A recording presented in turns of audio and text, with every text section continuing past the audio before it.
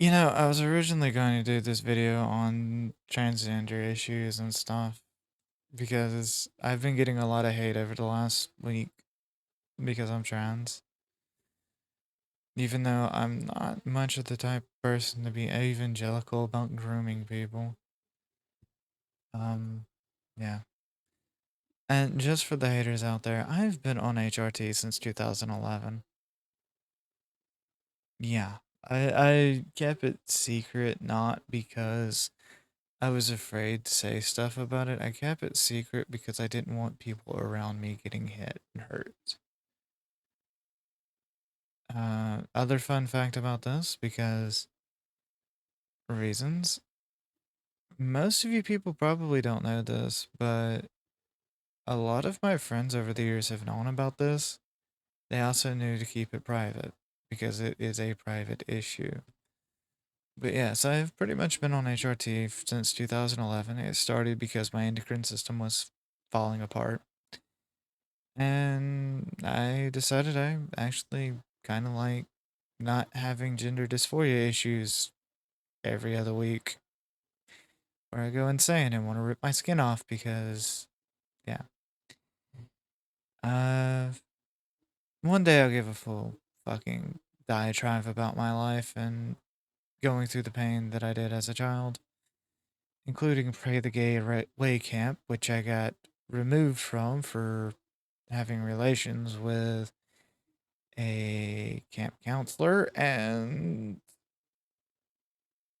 conversion therapy that never actually worked, as well as Christian therapy, which ended when I was emancipated from my parents at, well, roughly 17. It was a little bit before 17. Because they decided that the mental trauma my parents were putting me through, because they loved me, was a little too much. But let's not go into that deep of a problem subject. We're going to talk about bears. Yes, we're going to talk about bears.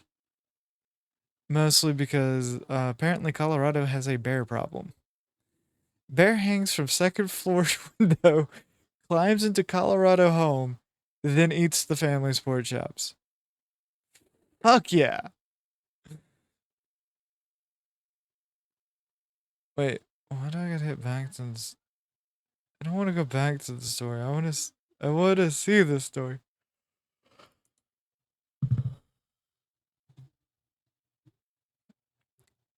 No, apparently I clicked off the story.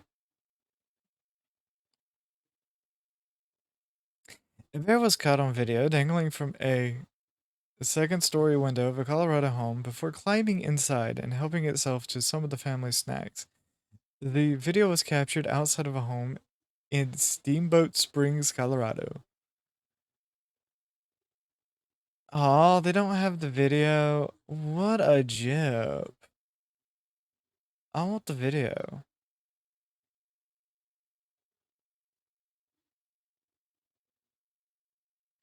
No one was home at the time, but the homeowner said the bear helped itself to pork chop snacks before leaving through a window on the ground level. CNN has reached out to Colorado Fish and Wildlife for additional information. Hey guys, warning, there's a bear out there. It did some things. Uh, Now, for the next story, I have to warn you because I wanted to start things off a little light, and that's what the bear thing was about. That's not really like horrible. Horrible is this: 146 dogs found dead in home, authorities say. And I'm not going to hit buttons or anything like that because I am not a huge fan of gore. However, I am a huge fan of dogs, cats, and animals. I love my animal friends. In fact, I would hurt somebody if they tried to hurt my little dog. A property in Portridge County, Ohio, was discovered to be hiding the remains of nearly 150 dead dogs, authorities say. It's a shocking story in Ohio where agents were investigating after they found 146 dogs inside a home near Akron. Portrush County officials said the homeowner also co founded the animal rescue organization. Law enforcement executed a search warrant at the property Friday. The Portridge Animal Protective League said that a humane agent found 146 dogs in various stages of decay. No dogs were found alive. The Animal Protective League confirmed the homeowner as a co-founder of Operation Canine Lifeline. Mary Allen of Manitoua adopted her dog Piper from Canine Lifeline Inc., which is ran by her neighbor. I would like the border collie after all, she said after describing the adoption. She was like, okay, come out to Macedonia. And my friend said, why do we have to go to Macedonia? She's just across the street. Mary Ellen, who asked we not share her last name, said that the neighbor's property had become overgrown and neglected in recent years, but she had no idea to the extent of the neglect. I feel like she was passionate about what she was doing, but she was way over her head.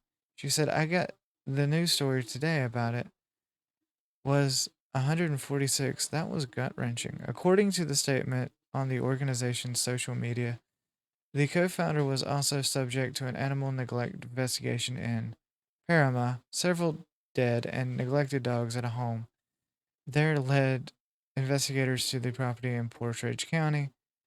From there, the blocking all the way down the street, said James Robinson, a parent, describing the emergency response. Janice Robinson was at her home in Paramount several weeks ago when her neighbor was taken away by ambulance.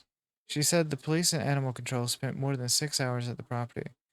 You see them bringing out all those cages with dogs, and beginning out, the animals didn't make it. It was sad. And bringing out all the animals. The public records showed the same person owns both Panama and Manitoba properties. On an online statement, Canine Lifeline said no volunteers were aware of their co founder's medical conditions, the number of dogs she had, or the condition of her homes. It said in part, like all general public, volunteers of the nonprofit animal rescue organization Canine Lifeline have been shocked, horrified, and confused to learn about the devastation revelations. The organization said it's are cooperating with investigations. Meanwhile, and neighbors wonder why there isn't more or wasn't more accountability. There should be some legislation in place that any kind of rescue has someone come in and do inspections, Mary Ellen said. The Portledge Animal Protection League said that the case is still under investigation and the deceased animals will undergo neurotopsy or yeah, the post-death thing to determine their cause of death. So, when it comes to our animal friends, I am actually a huge fan of animals. Love animals. Love my doggo. My little doggo is, well, she's full of attitude and spice, but she's my little doggo. Don't hurt her. And I do routinely end up with animals that get left out in the woods and turned loose in the woods. I had a stray kitten that a friend took. His name's Jaeger. He's got his own little title in Princeton now. But I couldn't take care of another animal. I can only really spend time with Mini Doggo. And that's only because she's been in my life for about 8 years now. I love animals. I know I just don't have the time or the resources to take care of a lot of them. And I feel like that's where a lot of volunteer organizations mess up. They want to reach out and do as much as they can, but they end up hurting themselves or overstretching their goals. Now, I think volunteers that work at rescues are great. I think foster homes for dogs are great. I think children growing up with dogs and cats are a good thing because it teaches them responsibility. I mean, ultimately, we all know it's the parents that end up feeding the thing. Well, except little dog's case, little dog eats 8 times a day. She has an automated feeder. I don't overfeed my dog. She just has a certain routine that she has to go through for her breed. But yeah, I do hope that I do hope that this serves as a dire warning to a lot of people. Don't get in over your head when it comes to rescuing animals. Always know how much you can handle. Always make sure that they're taken care of.